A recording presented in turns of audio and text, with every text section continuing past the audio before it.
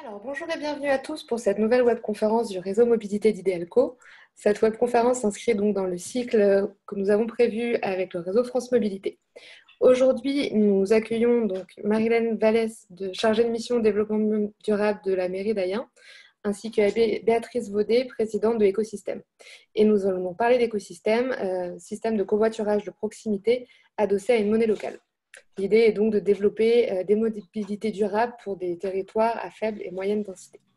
Avant de vous laisser rapidement vous présenter, je rappelle à tous les participants qui peuvent poser leurs questions grâce au module de questions-réponses qui se trouve en bas de leur écran. Surtout, profitez d'avoir nos deux intervenants en direct pour poser toutes les questions que vous avez.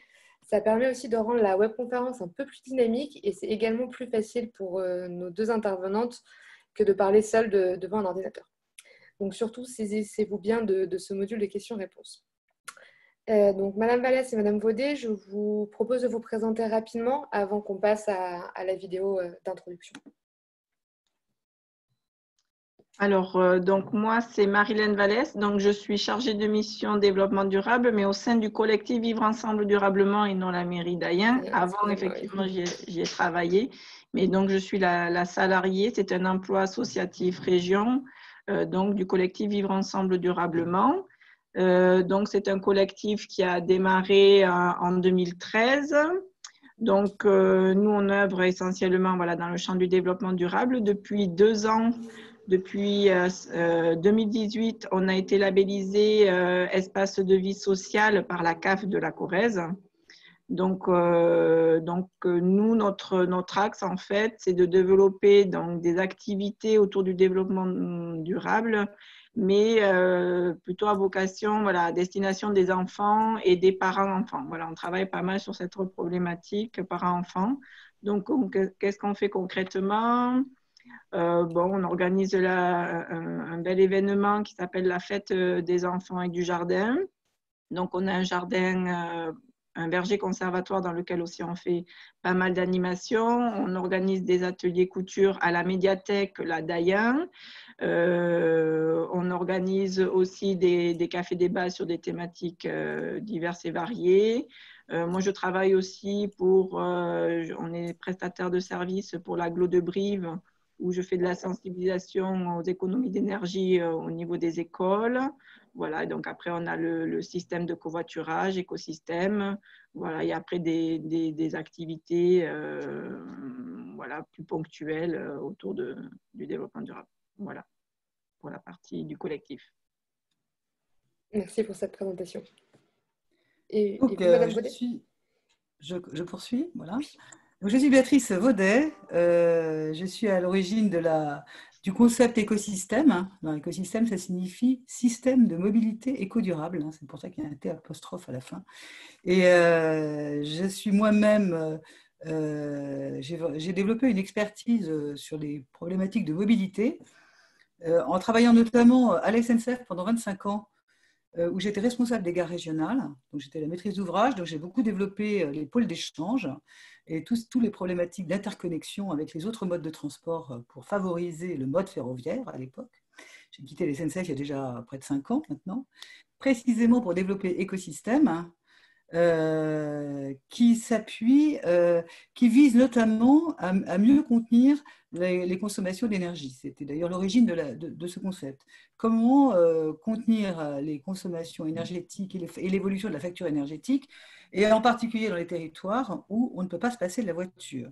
Et c'est comme ça qu'est né Écosystème, et qui a été donc expérimenté pour la première fois dans le village d'Ayen, et avec le soutien de la SNCF Limousin, devenue Nouvelle-Aquitaine aujourd'hui. Et donc, je vais pouvoir vous raconter tout ça. À la base, je suis moi-même architecte urbaniste, donc je suis vraiment spécialiste de l'aménagement. Voilà. Plein de compétences. Du coup, on commence par cette vidéo d'introduction qui résume bien le système écosystème. Poursuivons.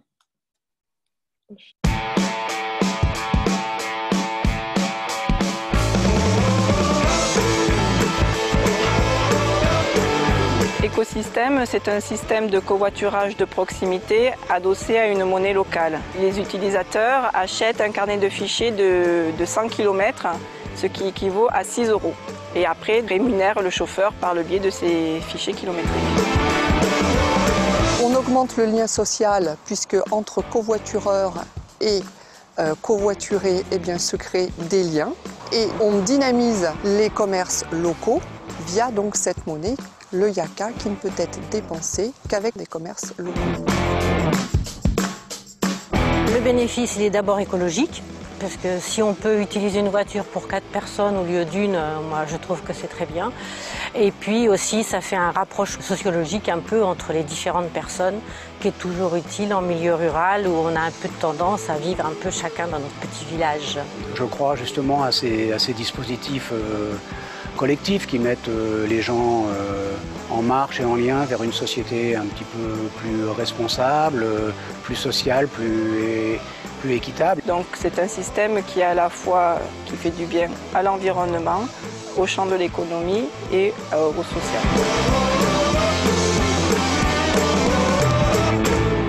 Donc je poursuis.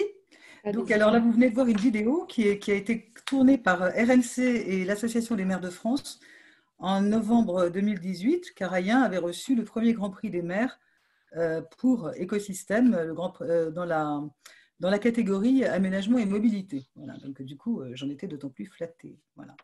Et alors, il faut bien dire que Ayen a quand même est un village, je vais faire rougir Marilyn, mais enfin, c'est quand même un village particulier, on va dire, particulièrement dynamique, qui a vraiment beaucoup d'ambition pour le développement durable et pour toutes les démarches qui favorisent l'environnement et la biodiversité. Et c'est ce qui en fait d'ailleurs vraiment un village un peu phare et assez exemplaire. Et c'est d'ailleurs, ils ont vraiment d'ailleurs totalement embrassé écosystème dès la première présentation en 2013, puisqu'il s'agissait bien sûr de présenter un dispositif de covoiturage qui souligne justement la dynamique de ce village, qui a reçu quand même un certain nombre de prix pour écosystème. Donc vous voyez le Grand Prix des maires à droite. Mais de gauche à droite, le premier prix, ça a été c'était le fait d'identifier l'écosystème comme une des 21 solutions pour demain. Et c'est un prix qui a été remis par le comité 21 au village d'Ayen.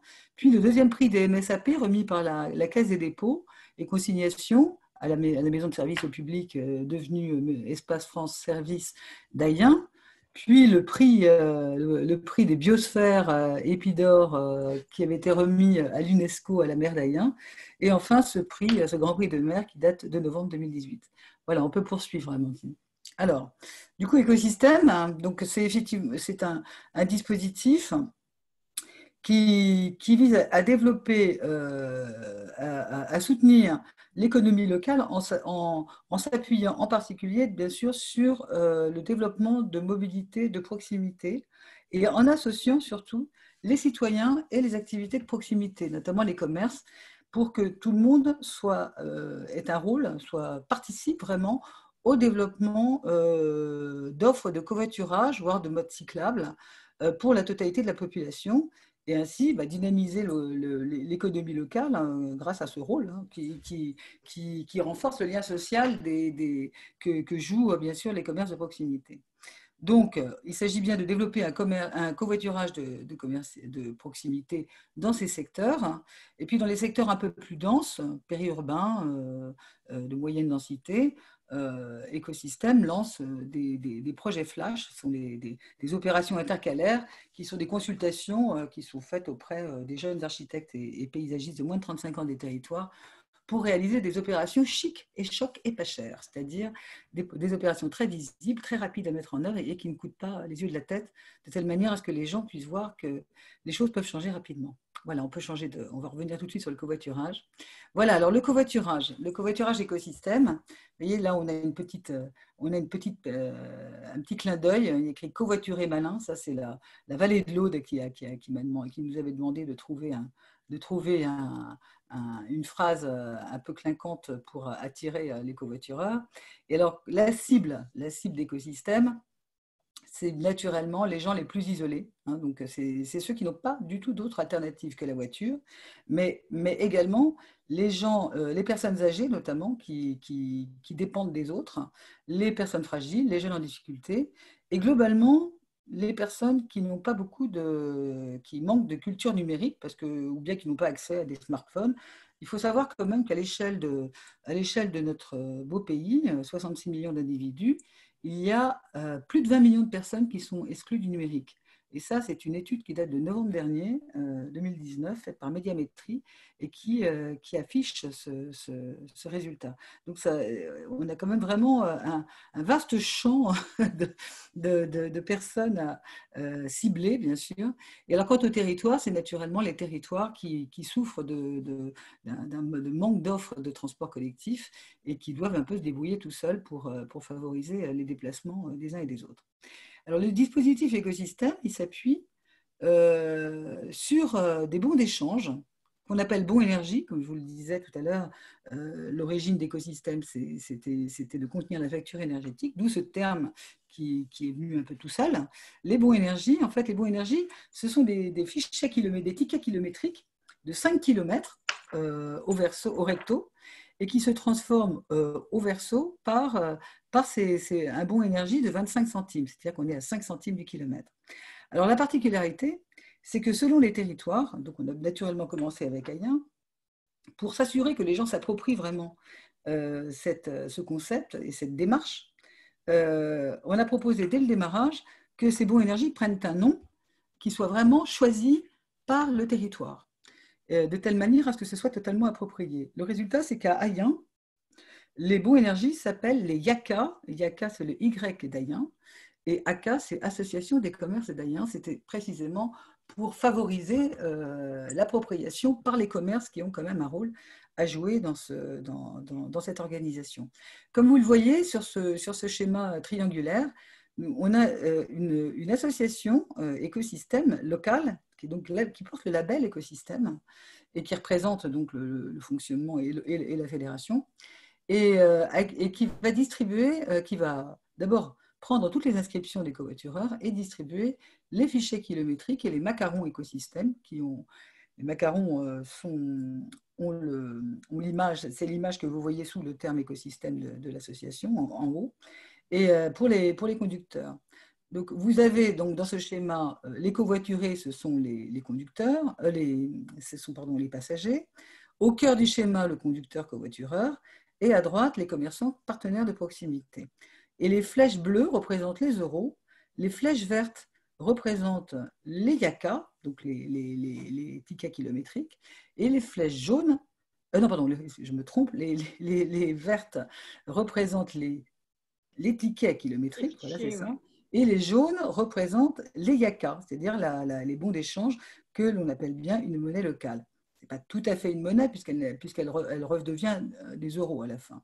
Donc donc les passagers vont chercher auprès de l'association les tickets kilométriques, comme on l'a vu dans le film, à raison de 6 centimes le kilomètre à Ayen, pour conserver 1 centime pour renouveler ces fameux YACA. Les tickets kilométriques sont remis par les passagers aux conducteurs, qui recueillent ainsi un certain nombre de YACA en utilisant le verso de ces coupons. Et tous ces YACA, quand il en a un certain nombre, il se rend chez les commerces partenaires où il va pouvoir les dépenser. Et les commerces partenaires cumulent à leur tour les YACA et les ramènent à l'association pour retrouver leurs euros. Voilà. Donc, vous avez l'image de part et d'autre du recto et du verso des tickets kilométriques. On peut passer à la page suivante. Donc, l'objectif d'écosystème, c'est de développer du covoiturage pour favoriser aussi l'évolution des comportements, bien sûr. Mais le véritable objectif de fond, c'est bien sûr de combiner la mobilité avec différents autres concepts, notamment les espaces de travail partagés, soutien à l'entrepreneuriat, et les autres modes de transport, naturellement, pour réduire les gaz à effet de serre, notamment. Mais également et c'est quand même essentiel, réduire le coût du déplacement pour les habitants de ces secteurs. Donc, on a donc d'abord ce covoiturage de proximité, dont la distance est en règle générale inférieure à 25 voire 30 km. Dans le cas d'Ayen, la distance avec Brive est de 23 km, hein, c'est bien ça, Marie-Hélène? Oui. Et c'était la raison d'ailleurs, à l'origine, c'est pour cette raison qu'on avait utilisé qu'on était parti sur les 25 km, avec donc comme participation des passagers, une participation aux frais d'essence par le versement de ces fameux IACA à raison de 5 centimes du kilomètre. Donc, bien sûr, ça engendre un soutien aux activités locales, puis ça crée une attractivité supplémentaire pour toutes ces activités qui affichent leur appartenance et leur adhésion à l'écosystème sur leur vitrine. Puis, par ailleurs, ces commerces, en s'impliquant sur écosystème, s'engagent également à apporter des petits services de proximité et affiche des pictogrammes que l'on voit là. C'est très varié comme service, hein. C'est un prêt de téléphone pour appeler un covoitureur, c'est garder les vélos pour pas que les gens se les fassent piquer, c'est une zone Wi-Fi, ce sont des messages, c'est le service énergie pour recharger un vélo, un portable ou autre. Enfin, voilà, ça peut être tout un tas de services différents. En réalité, le catalogue de services écosystème grandit d'écosystème en écosystème, puisque les commerces peuvent proposer des services qu'ils rendent déjà, mais qu'ils ont envie d'afficher. Et du coup, on crée le pictogramme associé pour que les personnes qui sont à l'extérieur voient que le commerce est prêt à apporter ses services sans forcément avoir un esprit vénal particulier ou commerçant. C'est également le soutien au développement de nouvelles activités. Alors, il est certain que la période qu'on vient de passer a fait la part belle au télétravail, et en particulier donc, le télétravail dans le sens travailler chez soi, ce qui n'est pas vraiment le télétravail. Le télétravail, en principe, c'est travailler beaucoup plus près de chez soi, mais pas forcément chez soi, parce que ce n'est pas facile. Les gens qui travaillent à leur domicile sont à la fois parfois dérangés, peuvent être aussi perturbés de ne pas avoir de vie sociale professionnelle. Donc l'idée, c'est de créer des espaces de télétravail dans les secteurs de ce type, mais je ne parle pas de coworking et des espaces comme on les imagine, comme on les voit dans les centres urbains. Je pense plutôt à des espaces qui soient quand même aménagés pour avoir des visioconférences et qui permettent d'avoir des équipements partagés, hein, et qui permettent aux salariés de bénéficier de journées de télétravail sans forcément être isolés, et aux indépendants de bénéficier d'un espace où ils rencontrent d'autres personnes et où ils peuvent également utiliser des équipements partagés. Voilà. Et alors, pour les nouvelles activités, il y a également donc, ces fameux projets collaboratifs. Alors, les projets collaboratifs, Marie-Hélène pourra encore aussi en parler tout à l'heure, parce que à Aiguien notamment, il y a une quarantaine de citoyens qui se sont groupés pour créer une association, Le Soleil de l'Issandonnais, et créer 9 unités de production d'énergie renouvelable. Alors, en soi, ce n'est pas les unités d'énergie renouvelable qui vont créer de l'emploi, mais c'est plutôt les sous-traitants qui peuvent être intéressés par ces dispositifs, et donc ça finit par effectivement recréer de l'emploi. Puis alors les secteurs périurbains complexes, donc on s'éloigne un peu du covoiturage, mais enfin il s'agit bien de ces fameux projets flash qui se réalisent en 3 semaines, hein, que j'évoquais tout à l'heure, et qui doivent favoriser les déplacements actifs et partagés pour améliorer l'environnement et le cadre de vie des personnes qui vivent dans des secteurs un peu contraints par des infrastructures, par des voies ferrées, par tout un tas de trucs. Voilà. Donc la fédération a déjà monté un certain nombre des projets flash, et bien souvent en associant la SNCF. Voilà. Donc l'objectif de tout ça, c'est quand même d'essayer de développer des alternatives à la voiture. Parmi celles-ci, il y a également l'alternative de ne pas bouger, avec des espaces de travail partagés pour réduire les déplacements domicile-travail. Mais donc l'objectif final, c'est surtout de réduire de 30% les gaz à effet de serre à l'horizon 2030, et participer ainsi au facteur 4 qui est l'intitulé de cette slide. Voilà. L'objectif, c'est de réduire d'une voiture les ménages motorisés qui en possèdent au moins 2. Alors là, je sors de la slide pour donner un exemple, parce que je travaille sur pas mal de territoires aujourd'hui, et je constate que grosso modo, sur un ensemble, on peut, grâce à l'INSEE, connaître le nombre de voitures qui circulent sur un territoire. Et grosso modo, on se rend compte que dans ces territoires, il y a moins de la moitié de ces voitures qui servent au déplacement domicile-travail. Ça veut dire qu'il y en a que l'autre moitié, elle est utile pour autre chose. Et que par ailleurs, les gens, les actifs qui prennent leur voiture pour aller travailler, il y a près de 30% de ces actifs qui travaillent dans leur ville de résidence, ce qui veut dire qu'ils font clairement des distances inférieures à 5 km. Donc voilà, donc ça donne un petit peu, on identifie là effectivement des cibles sur lesquelles sur lesquelles il faudra se concentrer pour favoriser un autre usage que la voiture. Voilà, on peut passer la slide suivante, Amandine. Alors ça, c'est le montage, la procédure. Alors le dispositif de montage des écosystèmes, en réalité, les écosystèmes, la fédération que je préside, s'appuie sur des grands partenaires. Des grands partenaires, alors le grand partenaire cible, c'est la communauté de communes. Ça me paraît évident, d'abord parce qu'elle a les compétences mobilité et qu'il s'agit bien de son territoire à elle. Et donc, ça paraît être assez normal que ça puisse être la communauté de communes. Mais en réalité, aujourd'hui, il y a d'ailleurs des grands partenaires. Il peut y avoir plusieurs grands partenaires sur un site, des grands partenaires d'appui et le grand partenaire opérationnel. Donc, ce grand partenaire opérationnel est le plus souvent la communauté de communes. Le grand partenaire d'appui, ça peut être une région, ça peut être la SNCF, ça peut être le EDF, voilà, ça peut être différentes structures. Ce contrat grand partenaire, le grand partenaire, du coup, représente la fédération sur son territoire et de fait, donc, a une délégation de la fédération pour remettre le label écosystème à une structure collective ou associative. Donc, on avait démarré exclusivement avec les structures associatives compte tenu de l'exemple d'Ayen, mais aujourd'hui, effectivement, on labellise des CIAS, des espaces de vie un espace de vie sociale et autres, et qui, eux, s'appuient sur des associations pour gérer les problématiques de monnaie. Et puis, évidemment, après, il y a l'élaboration des pactes de covoiturage qui sont signés par les covoitureurs et les pactes de partenariat de proximité qui sont signés par les activités locales qui s'engagent à accepter la monnaie et apporter des services. Donc là, le schéma que vous voyez en dessous, vous voyez donc la fédération qui est propriétaire de la marque, qui définit les chartes, qui édite la monnaie et développe un site internet, et le grand partenaire opérationnel qui donc initialise et identifie le territoire sur lequel il veut développer l'écosystème, qui porte aussi l'ensemble du montage, parce que ça a quand même un coût, et qui lance et soutient l'ensemble, et qui peut donc bénéficier d'un grand partenaire d'appui, c'est pour ça que vous le voyez au-dessus. Et puis, donc, il décerne le label à une structure locale qui assure, alors là, qui a un gros travail local, n'est-ce pas Marie-Hélène, puisqu'il assure, cette structure assure l'animation, la promotion et s'appuie donc sur une structure de service public, comme on verra ailleurs, je laisserai Marie-Hélène expliquer. Voilà, et donc, le périmètre est un groupement de communes qui, peu à peu, s'élargit à la totalité de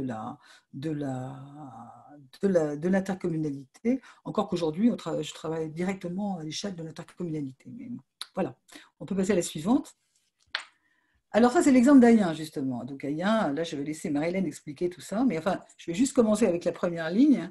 Donc la fédération écosystème, donc effectivement, c'est rapproché d'Ayen, qui s'inscrit dans l'agglomération du bassin de Brive, et qui avait créé en 2013, comme l'a dit Marie-Hélène tout à l'heure, l'association qui s'appelait Avant, ça s'appelait le Durable à son village. Le Durable à son village, voilà, c'est ça. Et qui a changé de nom, maintenant c'est Vivre ensemble durablement.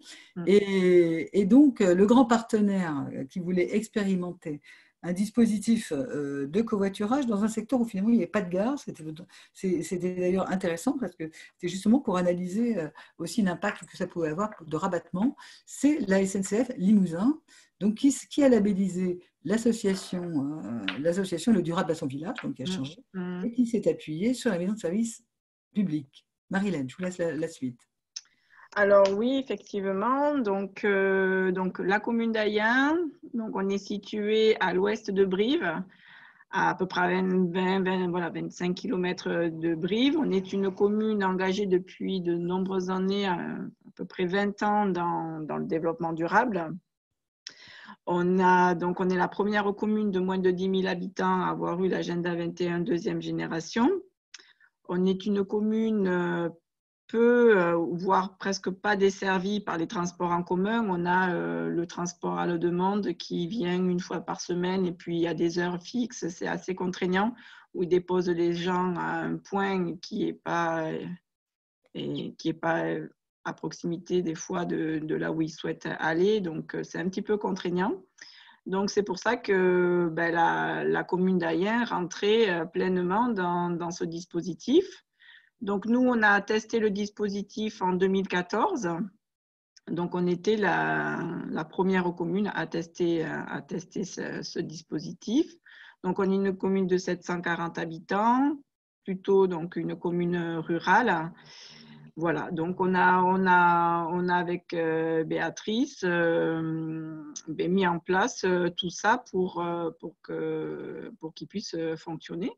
Donc, au début, on a eu pas mal de personnes qui se sont inscrites, à peu près une cinquantaine de personnes. Voilà, donc pendant 2 ans, on a fonctionné comme ça. Et puis, en 2016, on a, dans le cadre donc, du TEPCV, alors Territoire à énergie positive pour la croissance verte, piloté par l'AGLO, on a décidé de déployer, l'AGLO de Brive nous a demandé si ça nous intéressait, de déployer ce dispositif. Donc, on l'a déployé sur 7 communes voisines. Voilà, donc ça a fait à peu près un bassin de vie de 3600 habitants. Et donc, de nouveaux commerçants, on arrive à peu près, alors on en avait, je crois, 22 avant, et puis là, il y a quelques commerces qui ont fermé. Donc, on en a à peu près une vingtaine. Voilà pour la présentation d'Ayen. Alors, je ne sais pas s'il y a des questions. Donc, après, on a des nouveautés en 2018. On a mis en place donc les nouveaux billets que Béatrice vous a présentés avec donc sur un côté le nombre de kilomètres et de l'autre côté l'équivalent en euros, quoi. Voilà. Et la deuxième nouveauté, c'est que Idevroom, en fait, c'est une plateforme dédiée au covoiturage de proximité qui nous a permis de mettre en place, d'ouvrir une communauté. Donc, on a ouvert une communauté écosystème, voilà, sur cette plateforme Idevroom. Voilà, alors Idevroom ayant été apporté par la SNCF et ayant fermé ses portes quand même l'an dernier, parce que ça a été racheté par Klaxit. Et je suis en train justement je suis en contact avec Klaxit pour poursuivre ce principe, parce qu'une étude avait été faite par la Poste il y a ça quelques années maintenant, qui était restée 3 jours sur place, là, qui avait fait un rapport d'étude, trouvant tout ça formidable, ce qui était d'ailleurs encore une fois très gratifiant. Mais la conclusion l'était moins, parce que la conclusion, c'était que la difficulté, c'est qu'il n'y avait pas de site internet, il n'y avait pas de plateforme, rien du tout, et que du coup, les jeunes trouvaient ça un peu ringard. Vous vous rappelez, hein, Marilène, c'était... Oui. Et alors, du coup, là, on s'est dit, effectivement, il va falloir quand même agir, parce que on ciblait en particulier les personnes âgées, donc c'était normal, hein, d'une certaine manière, mais en même temps, c'était sûrement pas pour exclure les jeunes. Hein, donc, du coup, c'est pour cette raison qu'on est allé chercher Idevroom, et qu'on a créé cette communauté de covoitureurs. Aujourd'hui, de toute façon, là, je suis en train de développer une plateforme là, que je présentais vendredi au PNR de l'Aubrac, justement, mais une plateforme sur le site écosystème, de telle manière à favoriser justement les inscriptions directes sur le site et de façon à ce que les covoitureurs puissent avoir accès directement à la base de données en passant par cette plateforme, la base de données des covoitureurs, leur trajet le plus fréquent, leur numéro de téléphone, afin qu'ils puissent s'appeler entre eux. Ce n'est pas une plateforme sur laquelle on puisse se prendre des rendez-vous directement en ligne, c'est une plateforme qui est exclusive à chaque territoire écosystème. Alors, juste pour compléter ce que vient de dire Marilène sur cette slide en particulier, il y a quand même une particularité, c'est qu'on a quand même plus de 20% des covoitureurs, dès le démarrage, plus de 20% des covoitureurs avaient plus de 80 ans. C'est quand même Oui. un élément qui montrait que la cible était atteinte. Et une deuxième particularité que Marilène a omis de préciser, c'est qu'au départ, les 12 commerces d'Ayen, parce qu'en gros, il y avait une douzaine de commerces à Ayen, enfin, il y en a peut-être plus tout à fait 12, mais enfin, en tout cas, il y en avait 12 à ce moment-là, ont tout de suite adhéré finalement au dispositif, mais on est allé les voir un par un pour leur expliquer, etc. Alors que lorsqu'on a élargi aux 8 communes voisines, aux 7 communes voisines, eh bien, les commerces des voisines communes n'ont pas du tout eu besoin d'être convaincus parce qu'en fait, c'est le bouche à oreille qui a fonctionné et qui a permis justement de les faire adhérer au système. Donc, finalement, ça fait tache d'huile. C'est un peu ça l'idée quand même, c'est que ça puisse faire tache d'huile. On peut changer de slide, là, c'est bon. Ça va peut-être être un peu long sinon. Voilà, alors là, on vous explique la pratique du covoiturage à Ayen. Donc, je vous laisse encore la commenter, Oui. Marilène, ou vous voulez que je le fasse, comme vous voulez. Oui, non, je peux la présenter. Donc, comment ça fonctionne? Donc, effectivement, alors moi, donc pour la partie du collectif, donc moi, je fais plutôt l'interface avec tout ce qui est collectivité, les autres mairies partenaires, les commerçants, après tout ce qui est communication. Donc ça, c'est plutôt ma partie. Et la maison France Service, elle fait plutôt l'interface avec les usagers.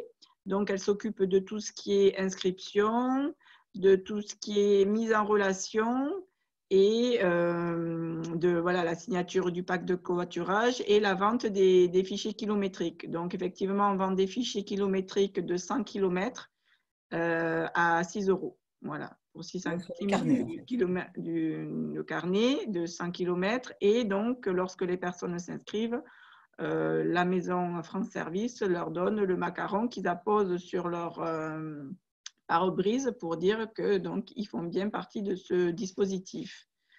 Donc, au niveau, alors les trajets, alors nous, effectivement, on est plus sur du trajet Brive-Ayen ou Ayen-Obja. C'est plutôt des trajets ponctuels qui fonctionnent chez nous plus que du trajet domicile-travail. Voilà, donc c'est plus les personnes, on va dire, âgées, effectivement, au-dessus de 60 ans qui se saisissent de ce dispositif. Voilà, donc aussi pareil, c'est plus des personnes qui sont les moins à l'aise avec le numérique. Donc, elles ont plusieurs possibilités, soit se rendre directement à la Maison France Service pour s'inscrire ou pour faire une offre, proposer une offre ou une demande. Soit elles téléphonent aussi, soit elles envoient un petit email à la Maison France Service. Donc, elles ont ces 3 possibilités. Et donc, après, elles proposent leur offre ou leur demande. Donc, sur toute la base de données, donc l'ensemble des personnes qui sont inscrites reçoivent par mail l'offre ou la demande. Et donc, après, ils se contactent directement pour convenir d'un rendez-vous et pour voir en fait comment ils font pour qu'ils organisent en fait leur trajet. Voilà. Donc, après, ce n'est pas la Maison France Service qui rappelle les gens, quoi. C'est eux qui se mettent directement en relation. Voilà, et donc une fois que le trajet s'est passé, donc le covoituré rémunère le conducteur à l'aide des fichiers kilométriques. Et donc, une fois que le conducteur a ces fichiers kilométriques, il peut aller les dépenser directement chez les commerçants partenaires. Voilà. Donc après aussi, vu qu'on a déployé ce dispositif sur cette commune alentour, les gens n'ont pas besoin d'aller directement à la Maison France Service. Ils peuvent se rendre auprès de leur secrétariat de mairie. Et donc, les personnes des secrétaires de mairie, elles sont donc aptes, capables de pouvoir les inscrire et de vendre aussi des fichiers kilométriques. Et une fois, donc, lorsqu'ils ont dépensé après les fichiers kilométriques, les commerçants viennent me voir pour les échanger contre de l'argent. Donc, après, c'est moi qui leur donne l'argent.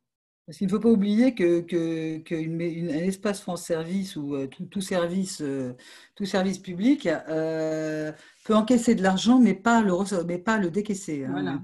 Personne n'étonne personne d'ailleurs. Et, et donc, le fait d'être avec une association permet ça. Et le résultat, c'est qu'effectivement, lorsque une structure publique est labellisée écosystème, comme c'est le cas de l'espace France Service dans l'Aubrac d'Argence, ou bien en Charente-Limousine, eh bien, eux-mêmes doivent s'appuyer, alors c'est le contraire qui se passe, eux s'appuient sur une association qui va gérer la monnaie. Alors, un autre élément important sur cette monnaie qui n'est pas précisé dans ces slides et qui sont très importantes, c'est la traçabilité de ces transports. C'est qu'au-delà du fait qu'on puisse savoir combien de kilomètres sont faits lorsque les YACA reviennent à l'association, ça permet de savoir combien de kilomètres ont été réalisés. Donc, en l'occurrence, en 2018, il y en a eu 8000. Je reprends ce que m'a dit Jérôme Perdry il n'y a pas si longtemps. Il y en a eu 8000 et en 2019, il y en a eu 12 000. Donc, vous voyez, ça augmente, hein, donc c'est clair. Ce n'est pas énorme, mais c'est quand même, petit à petit, ça prend. Mais surtout, chaque ticket kilométrique est numéroté. Et donc, au moment où ils sont remis, le nom de la personne qui prend ces tickets kilométriques est relevé. Hein, donc, on sait quel numéro de ticket, de quel numéro dispose un passager. Et chaque macaron collé sur le pare-brise est également numéroté. Ce qui signifie que en cas de problème, on peut toujours retrouver et remonter sur l'identité de la personne, voilà, que ce soit le passager ou le conducteur. Et d'ailleurs, on est en train d'ajouter un élément supplémentaire, notamment dans l'Aude, hein, dans la vallée de l'Aude. On ajoute une carte d'adhérent, communauté écosystème, hein, de telle manière à ce que, par ailleurs, des gens ne récupèrent pas des fichiers kilométriques d'un copain ou quelqu'un ou d'un commerce sans être inscrit pour faire du covoiturage. Donc, le conducteur peut à tout moment demander la carte d'adhérent à un passager qui l'emmène et inversement, un passager peut demander la carte d'adhérent à un conducteur qui peut avoir emprunté une voiture. Voilà. Donc ça, c'est juste pour rassurer tout le monde, quoi. C'est très important que ce soit rassurant. Voilà. Et voilà. Donc en fait, ça, ce sont des éléments importants. Alors, dernier point qui est aussi très important. Alors, Ayen a effectivement lancé le principe de déploiement en s'appuyant sur les secrétariats de mairie. Ça, c'est vraiment l'idée excellente, enfin, dès lors que les secrétariats de mairie sont partants, parce que ce n'est pas toujours le cas, hein, faut quand même être clair. Et alors, du coup, justement, vu les élections municipales qui n'en finissent pas, vous avez remarqué, on s'est heurté quand même à ce problème de déploiement, notamment dans l'Aude. Et du coup, aujourd'hui, on a un certain nombre de commerces partenaires qui me proposent d'assurer la distribution des tickets. Donc ça, c'est pas mal parce que ça permet d'élargir la plage horaire et puis surtout de multiplier les relais. Donc ça, c'est pas mal. Alors, on va pas demander aux commerces d'intégrer, de prendre les inscriptions. On va rester sur le principe des secrétaires de mairie et des CIAS et autres. Mais en revanche, la distribution des tickets par des commerces, ça, c'est plutôt une bonne chose pour que tout le monde puisse disposer de ces tickets. Voilà, on peut passer à la slide suivante, Amandine. Je pense que voilà. Donc voilà le boulot de l'association. Là j'ai repris, je reprends d'ailleurs toujours l'exemple d'Ayen, hein, mais que fait la structure locale labellisée écosystème? D'abord, le rôle d'animateur et d'assembleur, ça c'est évident. Hein, c'est vraiment, le point d'ancrage d'écosystème en local. Et donc effectivement, s'occupe notamment de tout ce qui est offre de mobilité. Donc on parle de covoiturage, mais comme disait Marilène, il y a un transport à la demande qui existe.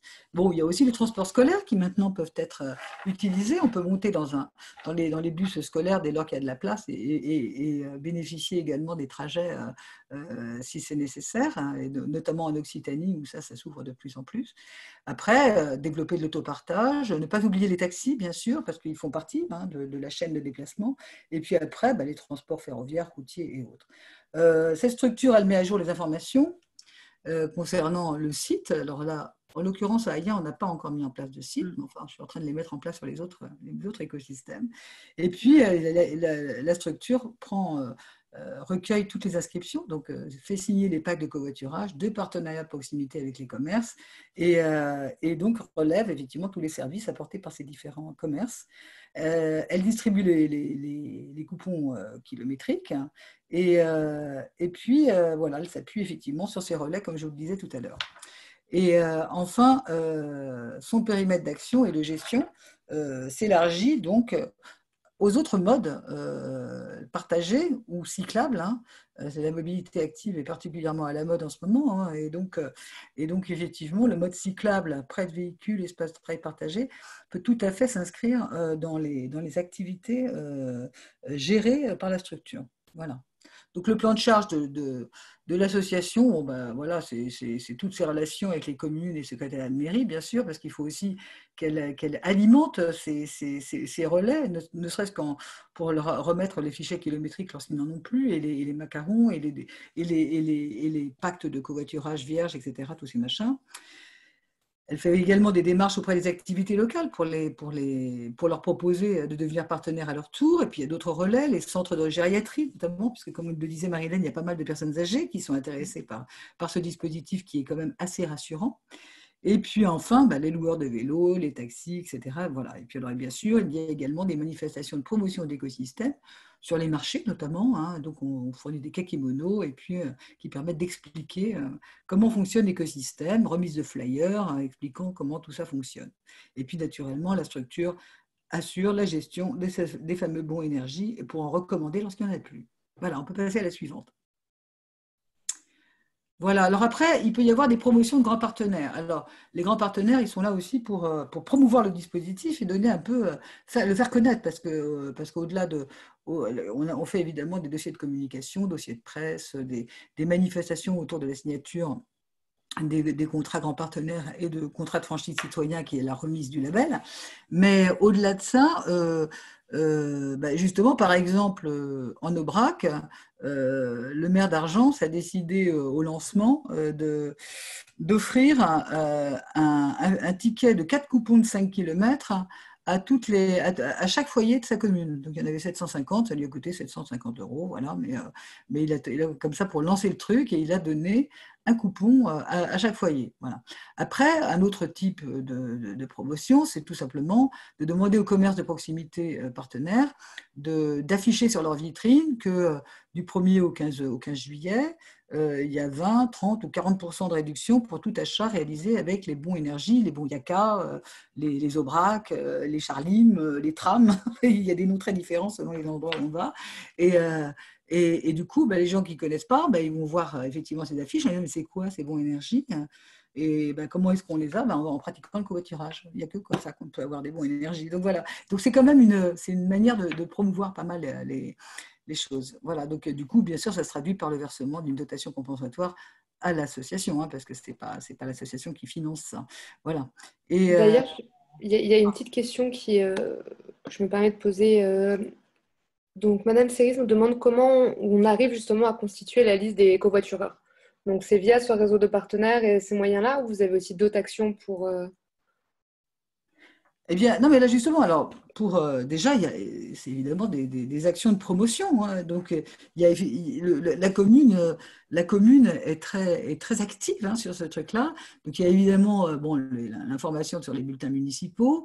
Il y a également, au moment des manifestations de signature du contrat grand partenaire et de la labellisation, un moment, une manifestation avec des journalistes. D'ailleurs, c'est ce qui s'est passé à Ayen, hein, Marie-Hélène doit s'en souvenir, en 2014. Et donc, mais c'est ce qui se passe partout.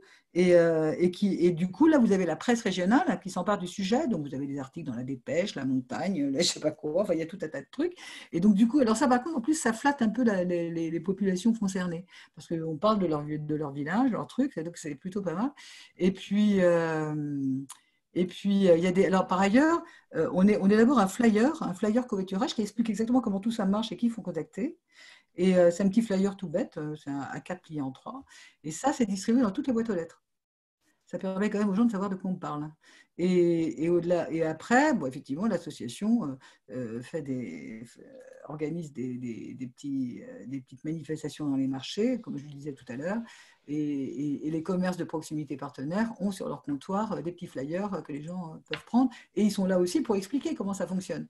Voilà. Et donc, du coup, par exemple, quand je reviens à l'Aubrac et à ces fichets, ces tickets de 4 coupons remis à chaque foyer, le rôle des commerces de proximité partenaires était notamment de pouvoir expliquer quand ils voyaient une dame âgée, parce que quand on parle des personnes âgées, c'est souvent des dames âgées, hein, plus que des hommes âgés, parce qu'il y a plus de dames âgées que d'hommes âgés. Bon, voilà. Et donc, on voit des dames âgées arriver et qui a parfaitement compris que l'euro qui est au verso de ce ticket, elle peut le dépenser chez les commerces qui ont affiché qu'ils étaient adhérents. Alors du coup, elle arrive dardard dans un commerce adhérent pour dépenser son euro. Et là, c'est là que le rôle du commerce est important, parce que le commerce, là, il doit dire, ah, mais attendez, Madame Durand ou Madame Michu, je ne sais pas quoi, vous avez là 20 kilomètres.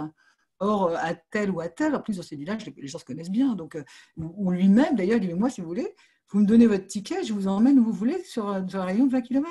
Mais il n'y a aucun problème. Puis alors, du coup, si elle est un peu inquiète, regardez, il y a un numéro. Vous savez, de toute façon, le numéro, je sais que c'est vous. Et puis moi, le numéro de mon macaron, c'est ça. Voilà. Donc, du coup, c'est quand même… non, c'est vrai qu'il y a un gros travail de com à réaliser au départ.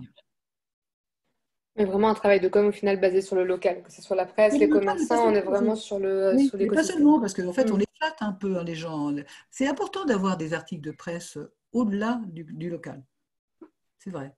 Il y a eu même, Ayen avait réussi à avoir un article dans Le Monde, hein, je me rappelle de ça. Ouais. Et puis en plus, il y a eu aussi un reportage sur TF1 sur Ayen. Oui, aussi. Qui est épatant. Non, mais ça flatte les gens, ça, hein, c'est vrai. Et du coup, selon vous, Madame Vallès, qu'est-ce qui a ramené le plus de covoitureurs? Parce que sur un système de covoiturage, c'est quand même bien d'avoir des voitures.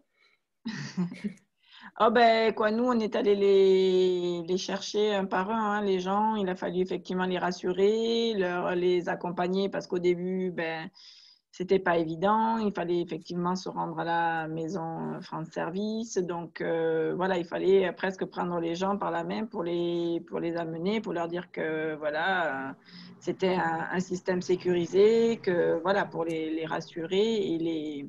Et puis, une fois qu'il y en a quelques-uns qui se sont inscrits, d'autres, il y a eu effectivement… ça fait tache d'huile un petit peu. Et donc, on a eu après des gens qui se sont inscrits… petit à petit, on en a eu une cinquantaine au début et qu'on a déployé, on en a 80 personnes. Après, maintenant, c'est vrai que là, au niveau des inscriptions, alors, il y en a toujours un ou quelques personnes, mais on n'a pas 10 inscriptions par jour, ça c'est sûr. Mais on doit en avoir une dizaine par an, voilà. Ce qui est déjà pas mal au final, au vu du bassin. Voilà, au vu du nombre de personnes de notre territoire, effectivement, c'est pas mal, oui. Mais après, il y a toujours, il y a quand même, on a aussi sur notre territoire, on a un village de vacances. Il y a toujours des gens aussi au niveau du village de vacances. Alors, il y en a toujours 4 ou 5 qui se saisissent de ce dispositif donc qui m'appellent, qui me demandent comment ça fonctionne, qui postent une annonce et généralement, ils sont pris, quoi. Ils arrivent à faire leur aller, leur retour de la gare jusqu'au village de vacances. Il y a aussi quelques personnes qui s'en saisissent aussi à ce moment-là. Je vois parmi les questions, justement, comment se rémunère la fédération? Alors, je vais répondre à cette question. La fédération, elle signe un contrat de grand partenaire avec ses grands partenaires. Alors là, vous avez vu d'ailleurs cette dernière slide. Voilà, après, je crois que c'est terminé, ça doit être la dernière slide. Ah non, il y en a encore un peu. Non, mais revenons justement sur la slide précédente. Là, vous avez les 6 grands partenaires actuels. Donc, on a effectivement la SNCF, comme je vous le disais, est un grand partenaire, mais également le Club des villes et territoires cyclables, hein, donc justement pour développer le mode cyclable. Tisséo Collectivité, c'est là-haut de Toulouse Métropole. Alors, le PCI, l'intercommunalité des Causses Vallée de la Dordogne, c'est Coval d'Or. Et d'ailleurs, là-bas, la monnaie s'appelle les Coval d'Or. On a l'impression d'avoir des pièces d'or, c'est assez sympa.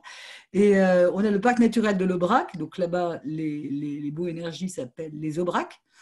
Et puis la Charente-Limousine, là, c'est 53 communes. Et là-bas, les beaux énergies s'appellent les Charlim. Et puis les partenariats à venir, en fait, c'est vraiment le truc en cours. Je travaille beaucoup sur la vallée de l'Aude. Alors il faut savoir qu'aujourd'hui, d'abord, on travaille directement sur effectivement des périmètres plus larges. Avec la vallée de l'Aude, c'est 136 communes. Hein, c'était 140 au départ, mais comme ça fusionne beaucoup, les communes, ça réduit le nombre, mais il y en a autant en fait. Voilà. Donc c'est 140 communes. Et puis là, le partenariat, c'est avec la région Occitanie qui s'intéresse à l'écosystème pour compléter sa politique de mobilité LIO, qui est constituée de 4 piliers, la convention TER, les transports scolaires et les pôles d'échange, et son 4e pilier, c'est le dernier kilomètre. Donc du coup, la région Occitanie fait travailler 3 plateformes de covoiturage et écosystèmes sur la vallée de l'Aude pour compléter ce dispositif. Et puis après, il y aura un partenariat directement avec l'Occitanie. Mais avec la SNCF, on est en train de travailler également, on est en train de voir comment monter tout un dispositif autour des lignes de desserte fine ferroviaire du Massif central. Là, on a terminé tout un travail cette année sur le sujet, en particulier autour de l'axe de Figeac à Rodez. Et donc, justement, je suis en train de voir comment rendre opérationnelles toutes ces réflexions qui consistent à travailler à l'échelle du bassin de mobilité tout le long de cet axe-là. Alors, comment est rémunéré? Oui, c'était la question d'origine, parce que finalement, je suis en train de m'éloigner de la question. Comment est-on rémunéré? La fédération, les grands partenaires versent 3 000 € par an à la fédération. Ça, c'est donc le versement annuel, ce qui permet d'ailleurs à la fédération d'élaborer des guides. Et d'ailleurs, au passage, j'ai terminé la semaine dernière et il va être diffusé cette semaine. Un guide qui va, à mon avis, être assez apprécié, un guide pratique écosystème, qui s'appelle Mobilité active et partagée des territoires de faible et moyenne densité, auquel a collaboré le Club des villes et territoires cyclables, hein, mobilité active, mais également France Mobilité. Du coup, il est estampillé France Mobilité, ce guide. Hein. Et donc là, je viens juste de lancer son édition, mais j'ai la version numérique que je commence à diffuser. Et il est introduit, la préface est signée du président de l'Assemblée des communautés de France. Donc en fait, ce guide va être envoyé à toutes les communautés de communes adhérentes à la DCF, et une seconde préface du directeur des territoires de la SNCF, qui finalement trouve que l'écosystème, au début, on n'était pas sûr, mais finalement, c'est bien. Voilà. Donc là, j'essaye de convaincre la SNCF d'être le grand partenaire sur cet axe de Figeac à Rodez.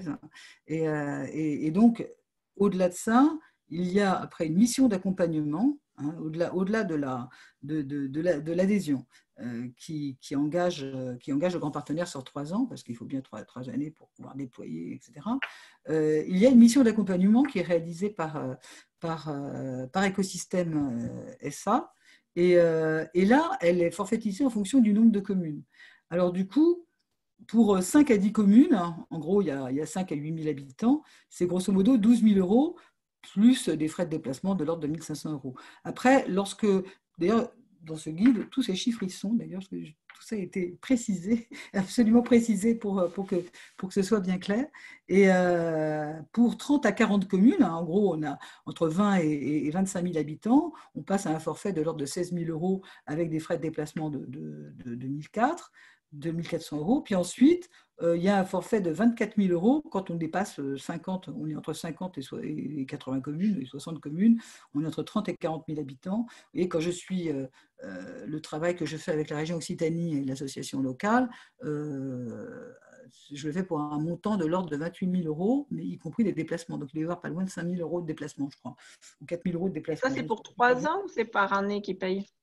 Ah non, ça c'est la mission d'accompagnement. Ça. Ah oui, ça c'est l'accompagnement. La mission d'accompagnement, elle vise. Alors, la mission d'accompagnement, d'abord, elle comprend notamment tous les tickets kilométriques nécessaires au lancement, quand même. Et puis elle comprend. Alors, il n'y a pas les frais de reprographie, mais enfin si pour les tickets si, mais pas pour le reste. Mais par contre, elle adapte tout le kit du lancement, les pactes de partenariat, les pactes de covoiturage, les affiches, les macarons. les tickets kilométriques à l'effigie du territoire, les flyers covoitureurs, les flyers commerçants, qu'est-ce qu'il y a encore? Le package pour bien voilà, c'est tout le package, voilà, tout le package qui est vraiment complètement à l'image du territoire, c'est très important parce que évidemment ça ne peut pas être le même que celui d'Ayen, le même que la Charente, voilà. etc. Et alors donc du coup, et puis elle comprend également un dossier de presse. Elle comprend pas mal de choses, puis elle comprend naturellement la préparation de pas mal de réunions, les études d'opportunité qui permettent de définir. Vous voyez, quand j'évoquais tout à l'heure le nombre de véhicules utilisés pour le travail et puis le nombre de personnes qui se baladent que sur qui finalement vont travailler dans leur commune mais qui y vont en voiture, c'est un constat que je fais à force parce qu'on réalise les études, les analyses d'opportunités et que globalement c'est ce qui se passe un peu partout et dans ces territoires et ça c'est des études que je fais. Là j'ai bouclé il y a quelques jours les 136 communes de l'Aude et donc je les vois lundi d'ailleurs pour définir un peu la stratégie qui consiste à aller voir chaque maire de chaque commune et là ils sont 8, alors ils vont se partager ce travail. Alors au-delà de ce que coûte la fédération d'ailleurs, je reviens à l'exemple de l'Aude parce que et là vous allez pouvoir confirmer les choses, Marilène. C'est que ce qu'il ne faut surtout pas oublier, c'est le coût également pour le territoire. Donc quand on demande un financement, on ne demande pas le financement exclusivement pour l'écosystème, mais également pour tout l'accompagnement local. Donc en l'occurrence, quand j'ai fait le budget pour la région Occitanie, j'ai établi ce dont avait besoin la fédération pour à la fois l'adhésion, mais également surtout la mission d'accompagnement.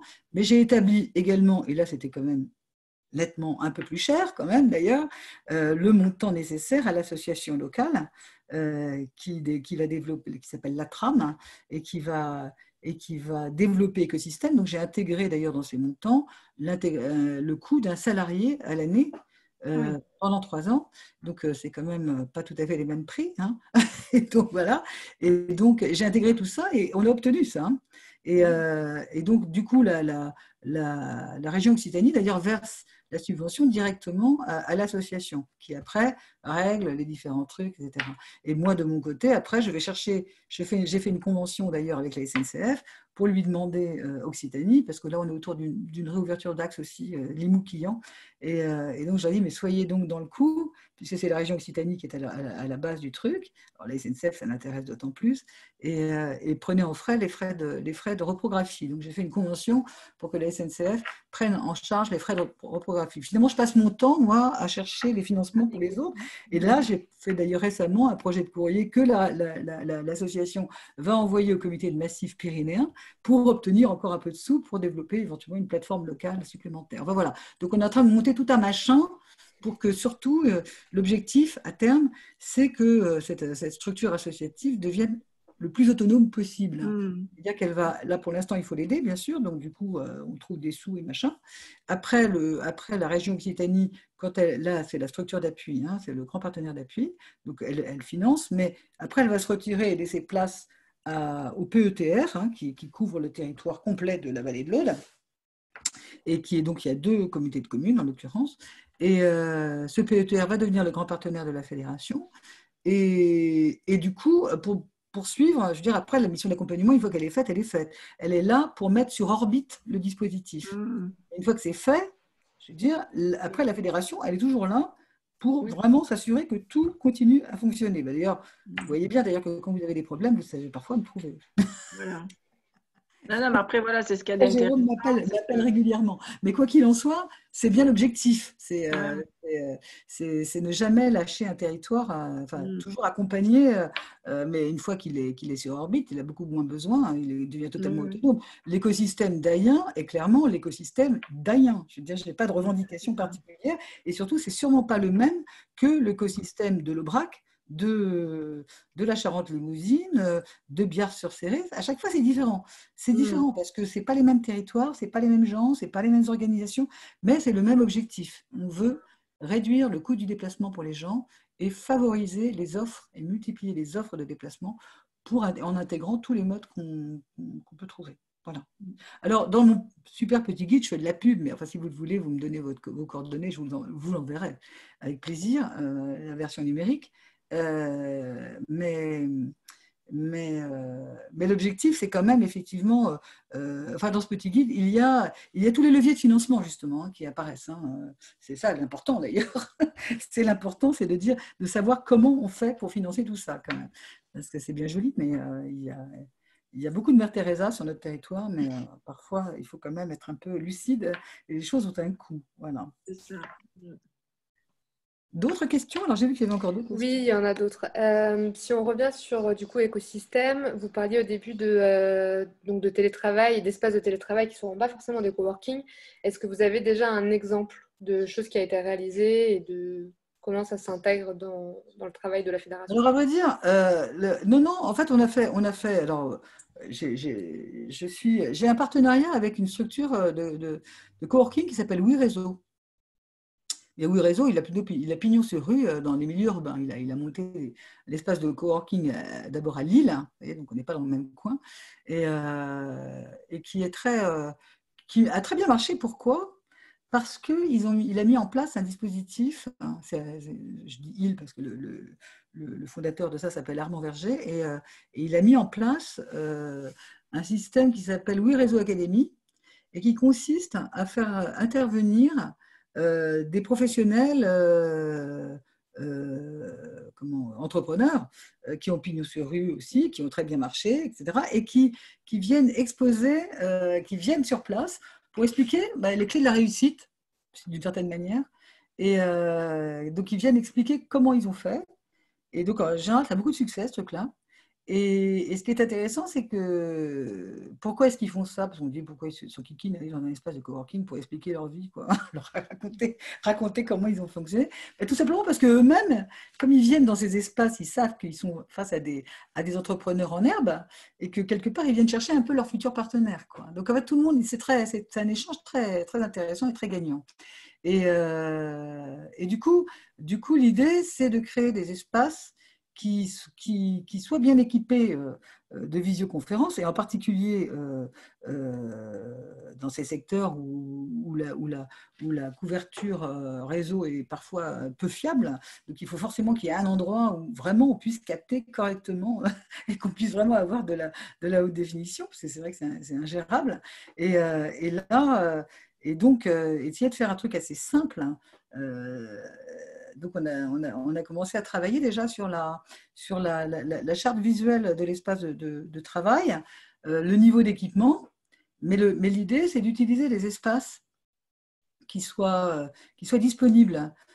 D'ailleurs, l'origine de tout ça, alors je réponds tout de suite à la question, est-ce qu'il en existe? Non, pas encore, hein, mais par contre, c'est le sujet sur lequel on travaille, notamment avec la vallée de l'Aude en ce moment. Mais par exemple, vous voyez, quand je suis en Aubrac, il y a beaucoup de cultivateurs. Il y a vraiment il n'y a pas beaucoup de salariés. Pour le coup, il y a beaucoup moins de salariés que d'indépendants parce qu'il y a beaucoup plus de cultivateurs. Et ça n'a pas de sens, quoi. Je veux dire, on ne va pas créer un espace de travail. Là, je le vois bien, enfin, ça saute aux yeux, quoi. Il y a une analyse d'opportunité à faire, hein, et il faut la faire pour se rendre compte du potentiel de création d'un espace de travail partagé. D'ailleurs, cette analyse, ce dispositif est aussi dans mon petit guide, hein, tout ça est dedans. Tous ces outils, je livre les outils qu'on utilise. Et donc, cette analyse permet donc d'identifier le nombre de télétravailleurs qui pourraient être intéressés.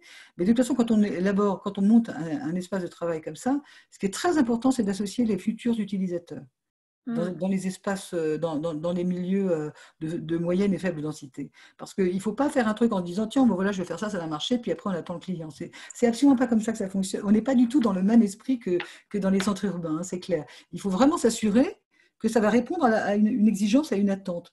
Hein, et donc, il faut créer le groupe de travail avec un animateur qui va bien déterminer le programme. Alors, quand on a établi ce que je fais quand je travaille sur ces sujets-là, j'établis en fait le potentiel et après je divise par 4. Comme ça, moi, je suis sûre de ne pas me tromper. Mais sachant sachant qu'on utilise des espaces qui sont à disposition, finalement, la contribution de la mairie dans un cas comme ça, c'est de mettre à disposition des espaces. C'est ça, elle n'a pas besoin d'avoir une contribution financière. Ça peut être une contribution complètement de troc, comme ça, je mets à disposition pendant 1 an, 2 ans, un espace qu'il faut adapter et aménager, etc. Donc là, on trouve après des subventions qui permettent d'aménager l'espace. Puis à partir du moment où l'espace commence à avoir un peu de rentabilité, ben là, la mairie commence à toucher un loyer. Vous voyez, donc en fait, tout ça est vraiment gagnant-gagnant pour tout le monde. Plutôt que de garder des espaces qui meurent et qui finissent par tomber en ruine, il vaut mieux les utiliser comme ça. Et d'ailleurs, on avait envisagé de le faire à Ayen. Et finalement, ça ne s'est pas poursuivi, mais c'était très intéressant parce que le dernier étage de la mairie d'Amiens est totalement disponible, donc c'était parfait, avec un accès direct, parce qu'on a aussi la problématique d'accès des PMR. Là, vous avez, là, je reprends ma casquette architecte urbaniste, aménageur. Voilà, on a quelques sujets quand même d'accessibilité et de mise aux normes de certains bâtiments. Mais ce qui était intéressant, c'est de dire, ben voilà, du coup, Marilène qui est ici, elle est vraiment très bien, elle va pouvoir nous gérer tout ça, c'est impeccable. Et donc, du coup, l'idée, c'était de dire, ben voilà, il y a un salarié qui est raccroché, qui s'occupe d'écosystèmes au sein de l'association, qui est financé. Alors, dans le cas de Marilène, hein, je pense que ça doit être toujours comme ça, pour moitié par la commune et pour 50% par le bassin de Brive, hein, c'est ça? Non, je ne suis plus par la commune, je n'ai plus rien à voir. La commune d'Ayen, c'est fini? Oui. Ah, vous êtes financé à 100% par l'aglo alors? Non, alors je suis financée à 50% par la région, parce que c'est un emploi associatif région. Ah, c'est la région qui a pris le relais, alors, c'est ça? Ouais. Et après, par l'espace de vie sociale maintenant. Ah, d'accord. Ok. Mais enfin, quoi qu'il en soit, l'idée de tout ça, on est toujours dans l'esprit de créer de l'emploi, mais y compris pour celui qui gère ce genre de truc. Mais on est toujours aussi dans l'idée de créer on appelle ça un tiers-lieu, mais effectivement, un lieu de travail partagé, un petit endroit où il y aurait il faut qu'on en reparle, parce que moi, j'avais déjà beaucoup travaillé sur ce sujet, et je pense qu'il faudrait poursuivre ce que j'avais déjà dit à Jérôme, Jérôme Perdry, qui est celui qui a dit tout ça. Il faut vraiment qu'on avance, parce que Ayen étant le village démonstrateur, on a tout intérêt à le monter. On est toujours dans cette logique, effectivement, de l'espacer un petit peu. Moi, je rencontre, enfin, c'est une aparté, excusez-nous, on en profite. Surtout que je rencontre régulièrement Jérôme Kravetz, qui est le directeur des mobilités de la Nouvelle-Aquitaine. Donc, du coup, et là, je pense que là, c'est un super levier pour pouvoir réaliser ce truc-là. On en reparlera, Marilène. Oui, pas de problème. Voilà, mais voilà. Donc la question, elle est bien sûr de mettre en place ces espaces de travail partagé. Donc ce que je vous disais, c'est que c'est bien dans l'esprit, en tout cas, de la vallée de l'Aude, et de telle manière à réduire les trajets domicile, réduire d'autant plus les trajets domicile-travail, mais pas seulement. C'est également pour que les gens puissent, pour que les occasionnels puissent trouver un lieu pour travailler, parce qu'avec le Covid-19 là, on a vu quand même la moitié des urbains se précipiter dans les territoires de faible et moyenne densité, ce qui quand même fait s'ouvrir, parce que d'un coup, tiens, finalement, ils sont bien, ces territoires. Bon, ça, c'est bon, et c'est une parenthèse. Mais quoi qu'il en soit, d'ailleurs, mettant en danger, bon, il ne faut pas exagérer non plus, parce qu'il y a eu beaucoup de polémiques là-dessus, je ne suis pas sûre, je ne pense pas que les gens soient partis malades quand même. Mais bon, mais c'est vrai que c'était un peu gaguesque, parce qu'on se dit quand même, c'est incroyable de voir, enfin, en Ile-de-France, il y a plus d'1 million de personnes qui sont parties quand même, Et donc, et alors du coup, mais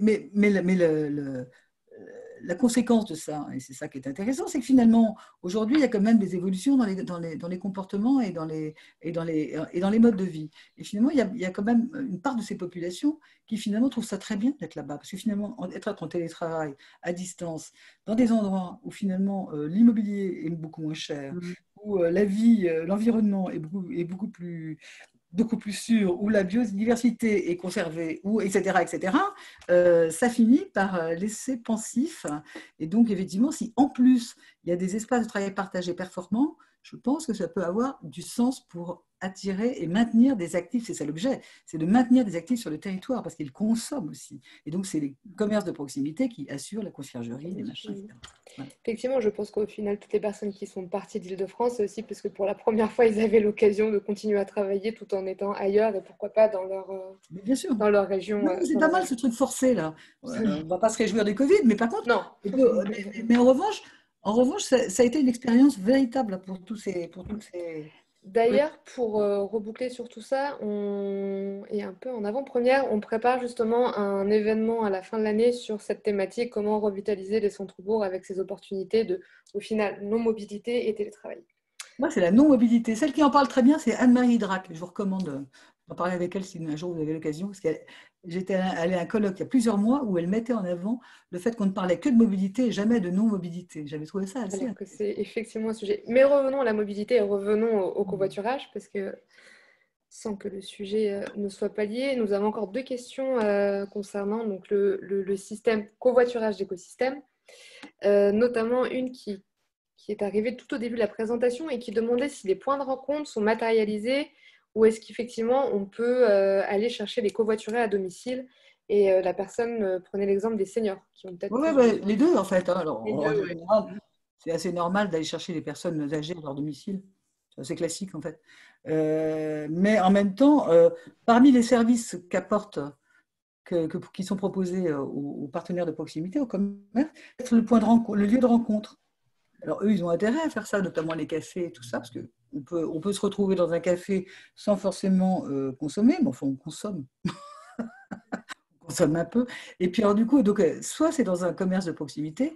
Alors l'idée aussi, c'est de développer des lieux aussi de rencontre qui puissent associer d'autres modes de transport pour favoriser l'interconnexion des pôles de mobilité active et partagée. Alors là, ça serait plutôt dans les centres-bourgs, hein, là où est l'espace de vie sociale, enfin l'espace France Service, où se situe la structure qui coordonne tout ça, et où on pourrait trouver à la fois la mise à disposition de vélos, de l'autopartage, donc un rendez-vous de covoitureur, un arrêt de bus, un arrêt de car, du seul car qui passe une fois par semaine, pour reprendre ce que disait Marie tout à l'heure, un rendez-vous de TAD, proximité également du taxi, des machins. Enfin voilà, donc on peut avoir un pôle de mobilité active et partagée qui soit bien identifié dans l'espace, mais en l'occurrence, ce qui n'empêche naturellement en aucun cas d'aller chercher, pour les personnes fragiles, d'aller chercher